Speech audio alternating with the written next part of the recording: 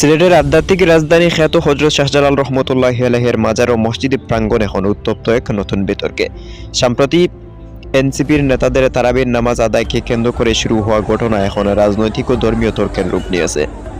মাজার প্রাঙ্গণে রাজনৈতিক স্লোগান কি বৈধ, নাকি মাজারের নামে চলা প্রচলিত কিছু কর্মকাণ্ডের চেয়ে এটি কম ক্ষতিকর? এ নিয়ে চলছে তুমুল আলোচনা ও সমালোচনা। ঘটনার সূত্রপাত দু-একদিন আগেই। এনসিপির শীর্ষ কয়েকজন নেতা শাহজালাল রহমতুল্লাহি আলাইহির কেন্দ্র মসজিদে তারাবির নামাজ শেষ করে সাধারণ মুসল্লি ও মানুষের সাথে কুশল বিনিময় করছিলেন।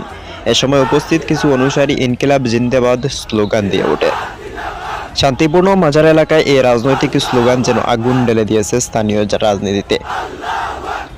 আওয়ামী লীগ, বিএনপি ও জাতীয় পার্টির একাংশের সমর্থকরা এই ঘটনায় তীব্র প্রতিবাদ জানিয়েছেন। তাদের দাবি, পবিত্র এই আধ্যাত্মিক স্থানে রাজনৈতিক স্লোগান দিয়ে মাজারের পবিত্রতা নষ্ট করা হয়েছে। তারা প্রশ্ন তুলেছেন, ইবাদতের জায়গায় কেন রাজনীতির আস্ফলন? তবে মুদ্রার উল্টো পিঠও আছে। সামাজিক যোগাযোগ মাধ্যমে এই বিরোধিতার বিপরীতে উঠেছে এক বিশাল পাল্টা প্রশ্ন।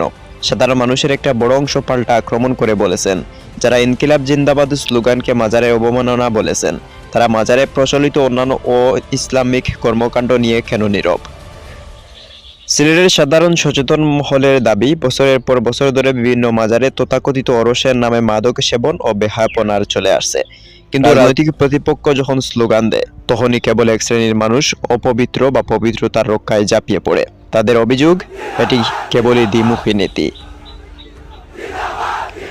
হযরত শাহজালাল রহমতুল্লাহি আলাইহি ছিলেন ওলি এবং ইসলামের প্রচারক।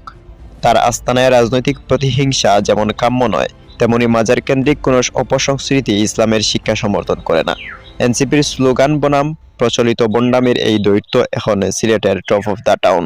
সিলেটের একাংশ মনে করছেন, ইনকিলাব জিন্দাবাদ এই স্লোগানটি কোনো নির্দিষ্ট রাজনৈতিক স্লোগান নয়, বরং এটা একটা ইসলামিক স্লোগান। তাই পবিত্র মাটিতে এই স্লোগান মানানসই বলেও উল্লেখ করছেন অনেকেই। এখন আপনার কি মনে হয়, ইনকিলাব জিন্দাবাদ স্লোগান মাজারের এলাকায় দেওয়া কি নিষিদ্ধ?